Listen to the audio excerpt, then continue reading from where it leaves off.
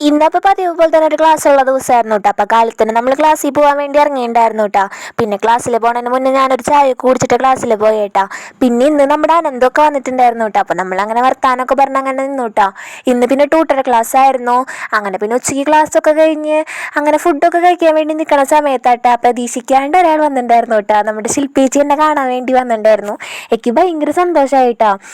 സത്യം പറഞ്ഞു കഴിഞ്ഞാൽ ഒരുപാട് ഫ്രണ്ട്സ് ഉണ്ടെങ്കിൽ കൂടി ഇതുപോലെ എനിക്ക് ഇത്ര വാല്യൂ തരുന്ന ഒരാൾ ഇതുവരെ ഉണ്ടായിട്ടില്ല കേട്ടോ. പിന്നെ അങ്ങനെ ക്ലാസ്സിൽ നിന്ന് ഇറങ്ങിയതിന് ശേഷം എനിക്കൊരു ഫ്രെയിമിനുള്ള വർക്ക് കിട്ടിയിട്ടുണ്ടായിരുന്നു.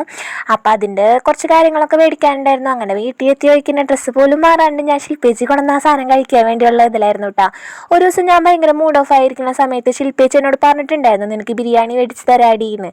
പക്ഷെ ഞാനത് വിട്ടു. പക്ഷെ പുള്ളിക്കാരി അത് ഓർത്തിട്ട് എനിക്ക് ആളുടെ കൈ കൊണ്ട് തന്നെ ഉണ്ടാക്കിയിട്ട് മഷ്റൂം ബിരിയാണി കൊണ്ടുവന്നിട്ടുണ്ടായിരുന്നു കേട്ടോ. ഞാനാണെങ്കിൽ ആദ്യമായിട്ടായിട്ടോ മഷ്റൂം ബിരിയാണി കഴിക്കണേ. നല്ല ടേസ്റ്റ് ഉണ്ടായിരുന്നു കേട്ടോ. എനിക്കാണെങ്കിൽ ഭയങ്കര സന്തോഷമായി. ആ സമയത്ത് കുറച്ച് സങ്കടം വന്നു.